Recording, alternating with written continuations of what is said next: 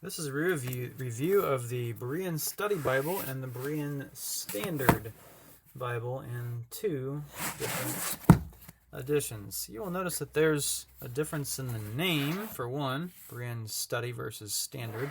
That's because it was originally called the Study Bible, but that got real confusing because there's lots of Bibles out there called the Study Bible. So it's an odd name, so thankfully they changed it to the Berean Standard Bible, and they had a new typesetting. So let me start with this one first. I've owned the previous edition of the BSB in some sort of true tone faux leather type of thing, but I got this one because I like to sit it upright on my shelf. I use this quite a bit. Some pages, the end sheets here are yellow.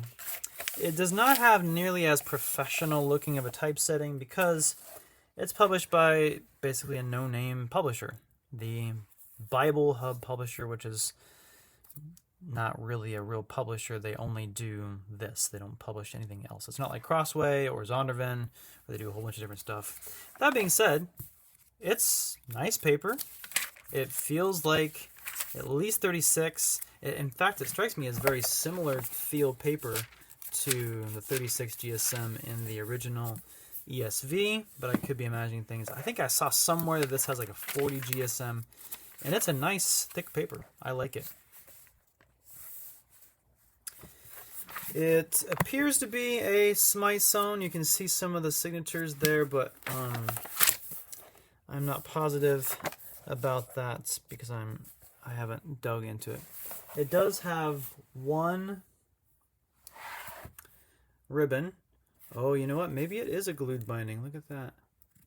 I think it might be a glued binding. Interesting.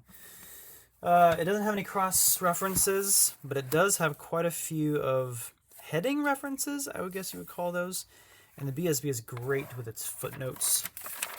At the end is just the table of weight and measures, and then the end.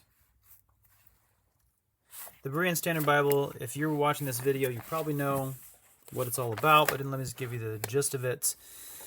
It is a public domain translation in the vein of ESV, New King James, ASV, RSV, and so forth. But it has a very fluid feel to it. A very familiar feel, but a fluid feel. So for instance, here's Psalm 23. The Lord is my shepherd, I shall not want. He makes me lie down in green pastures. He leads me beside quiet waters, and so forth. Same thing with John 3:16. For God so loved the world that he gave his one and only Son, that everyone who believes in him shall not perish but have eternal life. Pretty familiar wording with, of course, the slight difference of one and only. But then also, when they redid it, they kept the same typesetting, but instead, let me see if I can find that same exact page.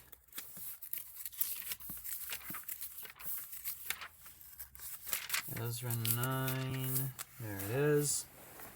Ezra 9, Esther 9. Same exact thing, but this one is a lot thinner. So if you have trouble with smaller, thinner, weighted fonts, you need to look for the BSB, as in the Study Bible, and you can see some of the size difference here.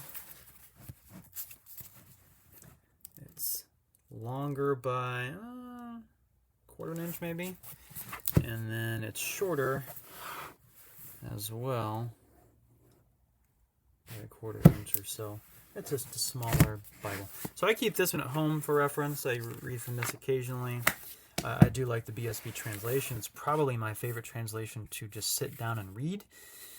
But because of the typesetting and because of the huge size of this volume of the larger edition, it's just too big for my lap. So I don't even know how big it is. This is 12 inches.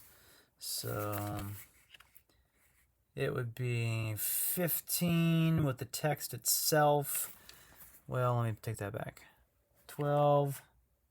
Basically 13 with just the pages, but then you add the actual block, it would be 16 and a half, 16 and a quarter.